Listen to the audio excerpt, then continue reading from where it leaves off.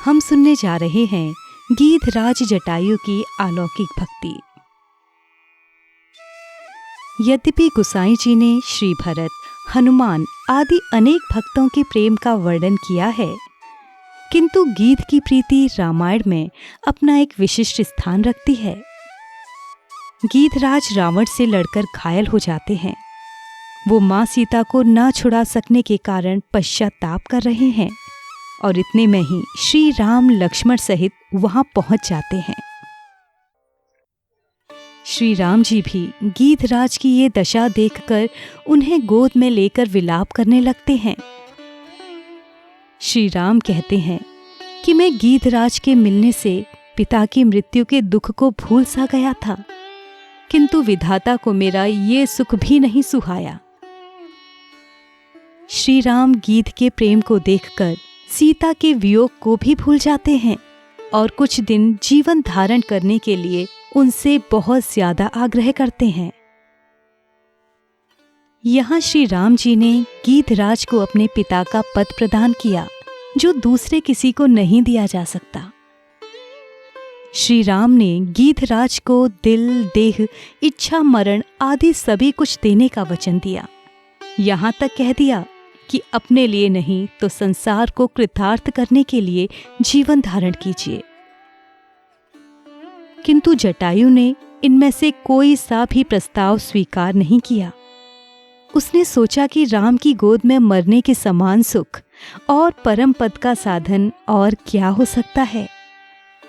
इस मृत्यु के सामने उसने चारों फलों को तुच्छ समझा।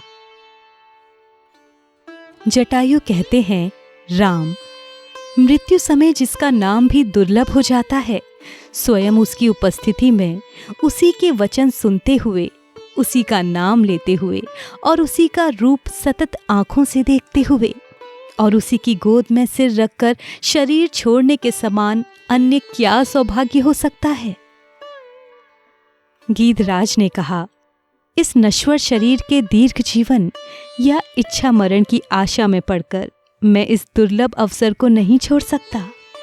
मौत तो बहुत मिलेंगी, पर उस समय तुम कहाँ मिलोगे। गोसाई जी ने अपनी प्रतिभा से इस प्रसंग को बहुत ऊंचा बना दिया था। उन्होंने तो यहाँ तक कह दिया कि गीधराज के समान मृत्यु संसार में किसी को भी प्राप्त नहीं हो सकती। सचमुच यदि ध्यान पूर्वक विचारा जाए तो मालूम होगा कि आज तक किसी भी भक्त को ऐसी मौत नसीब नहीं हुई। आजीवन परम भक्तिमय जीवन बिताकर मरने वाले हुए हैं, राम काज में ही शरीर का बलिदान देने वाले हुए हैं, जन्म भर पाप करके अंत में राम नाम से मुक्त होने वाले भी हुए हैं। किंतु इस प्रकार राम के काज में राम का दर्शन करते हुए, राम के वचन सुनते हुए और राम की ही गोद में लेटे हुए प्राण को त्यागने वाला तो बड़भागी गीध के अतिरिक्त कोई और हुआ ही नहीं। फिर उनकी अंत्येष्टि क्रिया भी तो निज कर कीन्ही राम। ऐसा सौभाग्य तो दशरथ का भी नहीं था।